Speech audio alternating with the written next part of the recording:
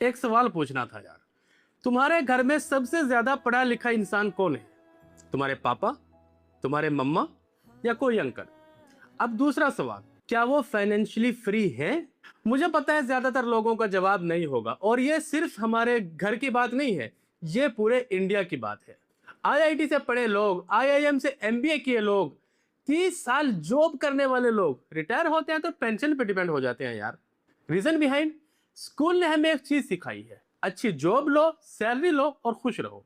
लेकिन किसी ने यह नहीं बताया यार कि पैसा एक्चुअली कैसे काम करता है। आज मैं तुम्हें वो चीज बताने वाला हूं जो एक अमेरिकन बिजनेसमैन ने साल 1997 में एक बुक में लिखी, और आज तक दुनिया के 40 मिलियन से ज्यादा लोग इस बुक को पढ़ चुके हैं। लिखने वाले का नाम है रॉबर्ट कियोसाकी, और उसने बनाया है एक मॉडल ESBI। यह 4 लेटर्स आपकी पूरी जिंदगी बदल सकते हैं अगर आज का यह वीडियो पूरा देख लोगे तो। पहले थोड़ी सी बैकग्राउंड देखते हैं, क्योंकि ESBI मॉडल समझने से पहले यह समझना जरूरी है कि यह मॉडल आया कहां से है। हिस्ट्री में थोड़ा पीछे चलते हैं और पहुंचते हैं उस साल जब हमारा इंडिया आजाद हुआ था, साल 1947। उसी साल में एक लड़का पैदा हुआ, उसका नाम था रॉबर्ट टोरू कियोसाकी। उसके 2 पापा थे। नहीं नहीं, बायोलॉजिकल सेंस में बात नहीं कर रहा। एक थे उसके असली पापा, पढ़े लिखे, गवर्नमेंट जॉब, स्टेबल इनकम, पूरी जिंदगी मेहनत की, रिटायर होते होते ब्रोक हो गए। दूसरे थे उसके एक दोस्त के पापा, स्कूल से ड्रॉप आउट थे, बिजनेस किया, रिस्क लिया और रिटायर होते होते करोड़पति हो गए। मतलब रॉबर्ट के 2 रोल मॉडल्स थे और दोनों बिल्कुल अपोजिट। एक ने कहा पढ़ो, जॉब लो, सेफ रहो, और दूसरे ने कहा पैसे कैसे काम करते हैं ये सीखो। रॉबर्ट कियोसाकी ने दोनों को बहुत करीब से ऑब्जर्व किया, दोनों से सीखा, और साल 1997 में एक बुक लिखी, रिच डैड पुअर डैड। यह बुक इतनी पावरफुल थी कि टाइम मैगजीन ने इसे top 100 best non fiction books में जगह दी, और आज यह दुनिया की सबसे ज्यादा बिकने वाली पर्सनल फाइनेंस बुक्स में से एक बन चुकी है। लेकिन उस बुक के बाद रॉबर्ट ने एक और बुक लिखी, कैश फ्लो क्वाड्रेंट, और उसमें ESBI मॉडल को बहुत अच्छे से एक्सप्लेन किया, लेकिन ज्यादातर लोग इसको शायद इग्नोर करते हैं। और आज मैं तुम्हें यह पूरा मॉडल इतने सिंपल तरीके से समझाऊंगा कि तुम अपने घर वाली आंटी को भी बहुत इजीली एक्सप्लेन कर दोगे। तो ESBI मॉडल क्या है? यह एक कैश फ्लो क्वाड्रेंट है, मतलब पैसा कमाने के 4 तरीके। एक कागज पे एक प्लस साइन बनाओ, एक क्रॉस, 4 बॉक्सेस बनते हैं। ये चारों लेटर्स प्रेजेंट करते हैं अलग अलग चीजों को। Here E stands for employee, S for self employed, B for business owner and E stands for investor। अब इन्हें एक एक करके बहुत इजी लैंग्वेज में समझने की कोशिश करते हैं, और मैं तुम्हें इंडियन एग्जांपल्स दूंगा ताकि आपको ये सिर्फ थ्योरी ना लगे बल्कि रियल लाइफ टच दें। ई मतलब एम्प्लॉय, या हिंदी में बात करें तो नौकर, जो शायद बहुत बुरी फील देता है। ये वो लोग हैं जो किसी और के लिए काम करते हैं, सैलरी लेते हैं, TDS कटता है, मंथ एंड पे अकाउंट में आता है। इंडियन कॉन्टेक्स्ट की अगर बात करें तो लगभग शायद 90% से ज्यादा लोग इसी क्वाड्रेंट में हैं। तुम्हारे पापा, तुम्हारे भाई और शायद तुम खुद भी। एम्प्लॉय की पहचान क्या है? इन्हें सिक्योरिटी चाहिए होती है, इन्हें परमानेंट जॉब चाहिए होती है, गवर्नमेंट जॉब इन्हें सेफ और बेस्ट लगती है, और प्राइवेट जॉब रिस्की लगती है। ये सारी की सारी एम्प्लॉय माइंडसेट की बातें हैं। मैं एम्प्लॉय माइंडसेट के खिलाफ नहीं हूं, और एम्प्लॉय माइंडसेट को मैं बुरा नहीं कह रहा हूं, लेकिन एम्प्लॉय माइंडसेट के साथ यानी ई क्वाड्रेंट में एक प्रॉब्लम है यार। तुम काम करना बंद करो तो पैसा आना बंद हो जाएगा। सिंपल समझते हैं, मतलब जॉब गई, पैसा गया, बीमार पड़े, पैसा गया, रिटायर हुए, पैसा गया। That means income is equal to time, और टाइम लिमिटेड है यार।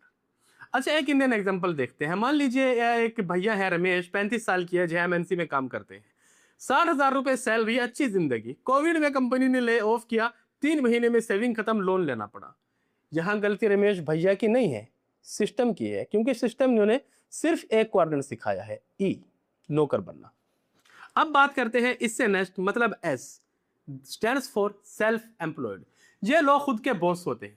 डॉक्टर अपनी क्लिनिक चलाता है, लॉयर अपनी प्रैक्टिस करता है, और CA अपना ऑफिस चलाता है। इसी में हम फ्रीलांसिंग को रख सकते हैं, जो अपना काम करता है। बहुत लोग सोचते हैं कि मैं सेल्फ एम्प्लॉयड हूं, मतलब मैं तो बिजनेस ओनर हूं। नहीं नहीं, कियोसाकी के हिसाब से S और B क्वाड्रेंट में बहुत बड़ा फर्क है। S क्वाड्रेंट में तुम अपना काम बंद करो तो पैसा आना बंद हो जाएगा, वही प्रॉब्लम, सिर्फ लेबल अलग। डॉक्टर क्लिनिक नहीं आया तो पेशेंट नहीं आएंगे, पेशेंट नहीं आएंगे तो पैसे नहीं आएंगे। फ्रीलांसर ने काम बंद किया तो पेमेंट आनी बंद हो जाएगी। मतलब ए क्वाड्रेंट का बदला हुआ या सुधरा हुआ रूप हमें एस क्वाड्रेंट में देखने को मिलता है। और एक और प्रॉब्लम, एस वाले लोग सबसे ज्यादा काम करते हैं। मैं अपना बॉस हूं का इनडायरेक्टली मतलब होता है मैं 24/7 अवेलेबल हूं।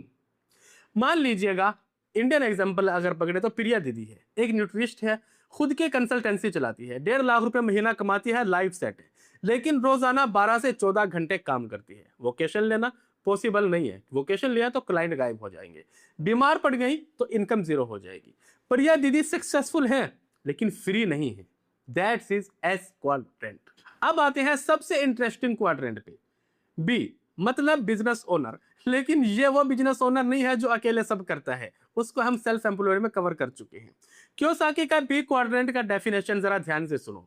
अ system that works for you even when you are not there. मतलब तुम सोए हो, तुम वेकेशन पे हो, तुम बीमार हो, तुम बाहर हो, फिर भी पैसा आ रहा है क्योंकि सिस्टम काम कर रहा है, लोग काम कर रहे हैं, प्रोसेस चल रहा है। बी क्वाड्रेंट वाला इंसान लोग और सिस्टम यूज करता है काम करने के लिए। एस क्वाड्रेंट वाला जहां खुद सारे काम करता है, बी क्वाड्रेंट वाला सिस्टम से काम करवाता है। एक इंडियन एग्जांपल से समझ लेते हैं। मान लीजिएगा कि लड़का है आमिर, एज 32 साल, पुणे में है, पहले फ्रीलांसिंग से वीडियो एडिटर था, एस क्वाड्रेंट में था, खुद सब करता था, थक जाता था। फिर उसने सोचा एक सिस्टम बनाते हैं, एक एडिटर हायर किया, फिर दूसरा, फिर एक प्रोजेक्ट मैनेजर। क्लाइंट से काम लेता है, टीम डिलीवर करती है। आज आमिर का खुद का एजेंसी है, 8 से 10 लाख रुपए महीना कमाता है और आमिर गोवा में बैठ के ऐश कर रहा है। यह है बी क्वाड्रेंट की पावर। लेकिन सीधा ई या एस से बी पे जंप करना मुश्किल और कभी कभी इम्पॉसिबल भी है। इसलिए रॉबर्ट ने एक और बीच का रास्ता निकाला है जो एक्चुअल में सबसे पावरफुल है, आई quadrant. Here I stands for investor. ये वो लोग हैं जिनके लिए पैसा काम करता है। यहां तुम काम नहीं करते, तुम्हारा पैसा काम करता है। मतलब स्टॉक्स में इन्वेस्ट किया, डिविडेंड आते हैं, प्रॉपर्टी ली, रेंट आता है, बिजनेस में इन्वेस्ट किया, रिटर्न्स आते हैं। तुम्हारे टाइम की जरूरत नहीं है, तुम्हारी प्रेजेंस की भी जरूरत नहीं है, सिर्फ तुम्हारा पैसा तुम्हारे लिए पैसा लेकर के आएगा। वारन बफेट दुनिया के सबसे अमीर लोगों में से एक गिने जाते हैं, वो आई क्वाड्रेंट का बेस्ट एग्जांपल है तुम्हारे लिए। उनका फेमस क्योट है यार, if you don't find a way to make money while you sleep, you will work until you die. मतलब अगर तुमने सोते वक्त पैसा कमाना नहीं सीखा तो तुम मरते दम तक काम करते रहोगे। इसको एक इंडियन एग्जांपल से समझते हैं। मान लीजिएगा एक आंटी है मिस सुनीता, 55 साल उम्र है, रिटायर्ड टीचर है। उन्होंने 30 साल टीचिंग की, एक क्वाड्रेंट में थी मतलब, लेकिन साथ में हर महीने थोड़ा थोड़ा एसआईपी में डाला। एक फ्लैट लिया, रेंट पे दिया। आज उनकी पेंशन है रिटायरमेंट के बाद 15,000, रेंट आ रहा है 18,000 और एसआईपी की रिटर्न है 12,000। टोटल मिला के देखे तो 45,000 बिना कुछ किए। सुनीता आंटी ई क्वाड्रेंट में रहते हुए आई क्वाड्रेंट में शिफ्ट हो गई और फाइनेंशियली फ्री है। एक स्टेटमेंट सुनना यार, इंडिया में 10% से भी कम लोग हैं जो स्टॉक मार्केट में इन्वेस्ट करते हैं और अमेरिका में यह नंबर 55% से भी ज्यादा हो जाता है। यह इग्नोरेंस नहीं है, यह सिर्फ एजुकेशनल गैप है और इस गैप को आज हम और तुम मिलकर फिल कर रहे हैं इस वीडियो को देख करके। इसलिए वीडियो को एंड तक जरूर देखना। अब एक सेकंड के लिए रुको और ऑनेस्टली सोचो कि तुम अभी कौन से क्वाड्रेंट में हो। ज्यादातर लोग जिनकी उम्र 18 से 25 साल एज है वो या तो ई क्वाड्रेंट में होंगे या ई क्वाड्रेंट की तरफ जा रहे होंगे। 25 से 35 एज वाले या तो ई क्वाड्रेंट में शिफ्ट हो गए होंगे या एस क्वाड्रेंट में शिफ्ट हो गए होंगे। और बहुत कम लोग होंगे जो बी या आई में है या बी या आई में जाने के लिए कोशिश कर रहे हैं। रॉबर्ट कहते हैं क्वाड्रेंट बदलना पॉसिबल है लेकिन इंस्टेंट नहीं होता। एक जर्नी होती है क्वाड्रेंट को बदलने की। ई से एस, एस से बी और बी से आई, यह पाथ है। और यह पाथ कितना लंबा होगा यह आपके ऊपर डिपेंड करता है। डिपेंड करता है कितनी जल्दी आप चीजों को सीखते हो, कितना आप अपना पैसा और टाइम इन्वेस्ट करते हो, आप अपनी जर्नी को लेकर कितने सीरियस और कितने कंसिस्टेंट हो। लेकिन एक चीज गारंटीड है यार, अगर पाथ शुरू ही नहीं किया ना तो डेस्टिनेशन कभी नहीं आएगा। अच्छा, यहां तक वीडियो देखी तो थ्योरी समझ में आ गई होगी। अब सीधी बात, प्रैक्टिकली क्या करें, मतलब हम अपना क्वाड्रेंट कैसे बदले। इसको हम कुछ स्टेप्स में डिवाइड करते हैं। सबसे पहला स्टेप्स, अपनी पोजीशन को समझो। अपने आप से एक सवाल पूछो कि अगर मैं कल काम करना बंद कर दूं तो इनकम आएगी क्या। अगर जवाब नहीं है तो डेफिनेटली तुम ई या एस क्वाड्रेंट में फंसे हुए हो। अब चलते हैं नेक्स्ट स्टेप, स्किल्स पे इन्वेस्ट करो, मतलब ई से एस की तरफ। अगर आपने ये फाइनल किया कि आप ई क्वाड्रेंट में हो तो एक स्किल सीखो जो तुम्हें ई से एस में ले जाए। फ्रीलांसिंग सीख सकते हो, कंसल्टिंग सीखो, कोई साइड सर्विस शुरू करो। यह सीधा आपको बी तक नहीं ले जाएगा लेकिन एम्प्लॉय माइंडसेट से बाहर निकालेगा। और जो बहुत इंपॉर्टेंट है, आपके बी क्वाड्रेंट में जंप करने से पहले स्टेप 3, एस क्वाड्रेंट में सिस्टम बनाओ, एस से बी की तरफ जाने के लिए। अगर एस में हो तो एक काम आज से शुरू करो। खुद से एक और सवाल पूछो, जो मैं कर रहा हूं क्या ये कोई और कर सकता है? हर वो चीज जो तुम खुद करते हो और कोई और भी कर सकता है, उसको डेलीगेट कर दो। एक हायर करो, एक प्रोसेस बनाओ, एक सिस्टम बनाओ। स्टेप 4, आई क्वाड्रेंट शुरू करो। यह सबसे इंपॉर्टेंट स्टेप है और यह किसी भी क्वाड्रेंट से शुरू हो सकता है। आप एम्प्लॉय हो, 500 रुपए मंथली एसआईपी शुरू करो। जीरोधा है, ग्रो है और बहुत सारे इंडियन एप्स हैं, या जो भी आपको पसंद है, आप उसके थ्रू इंडेक्स फंड में पैसे डालने शुरू करो। यह आई क्वाड्रेंट में आपका पहला कदम होगा। धीरे धीरे आप अपनी अमाउंट को बढ़ाओ, प्रॉपर्टी को एक्सप्लोर करो, बिजनेस में इन्वेस्ट करना शुरू करो और इन्वेस्ट करने से पहले बिजनेस में इन्वेस्ट करना सीखो। याद रखना, आई क्वाड्रेंट में एंट्री टिकट पैसा नहीं होता, हैबिट होती है। स्टेप नंबर 5, जो शायद सबसे इंपॉर्टेंट है, कंटिन्यूसली फाइनेंशियल एजुकेशन लो। क्योसाकी की आप और बुक्स पढ़ सकते हैं, रिच डैड पुअर डैड आपको मिल जाएगी, कैश फ्लो क्वाड्रेंट है, rich dad's guide to investing है, और यूट्यूब पर बहुत सारा फ्री कंटेंट है, पॉडकास्ट है, और यह हमारा चैनल तो है ही इसी काम के लिए। अच्छा, एक बात बताऊं, इग्नोरेंस सबसे महंगा है यार। अगर आप आज अपनी फाइनेंशियल एजुकेशन को इग्नोर कर दोगे ना, आने वाला फ्यूचर में आपको इसकी बहुत बड़ी कीमत चुकानी पड़ सकती है। अच्छा, अब एक लास्ट बात, मैं जानता हूं कि बहुत सारे लोग इस वीडियो को देखेंगे और देखने के बाद मोटिवेट भी होंगे और सोचेंगे कि यार बंदा शुगर कोट नहीं कर रहा, ये सच्चाई बता रहा है। लेकिन नेक्स्ट डे क्या होगा? बैक टू नॉर्मल जिंदगी, मतलब वही पुरानी जिंदगी। मैं नहीं चाहता कि तुम्हारे साथ ये सब हो।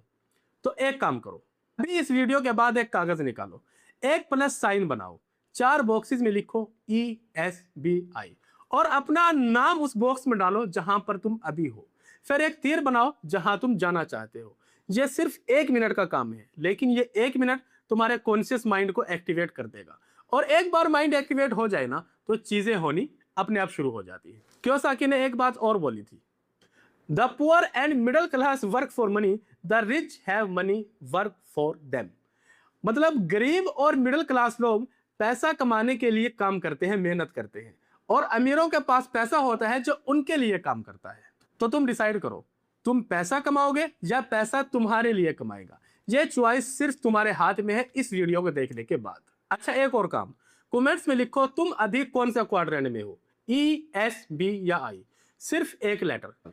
और अगर यह वीडियो तुम्हें थोड़ा सा भी टच कर गई ना, कुछ सिखा गई, तो सब्सक्राइब कर लो यार, क्योंकि हर हफ्ते आपको इस तरह कंटेंट मिलता रहेगा जो स्कूल ने नहीं सिखाया, कॉलेज ने नहीं सिखाया, लेकिन तुम्हारी जिंदगी बदल सकता है, वो मैं आपको हर हफ्ते टीच करने वाला हूं। बेल आइकन दबाओ ताकि हर हफ्ते आपको नोटिफिकेशन मिल सके। और तुम्हारा एक दोस्त है जो फाइनेंशियली स्टिक फील करता है, ये वीडियो उन्हें जरूर भेजो, आज और अभी, क्योंकि नॉलेज तभी बढ़ती है जब नॉलेज को शेयर किया जाता है। मिलते हैं नेक्स्ट वीक, तब तक अपना क्वाड्रेंट बदलने की कोशिश करो और अपनी जिंदगी बदलो।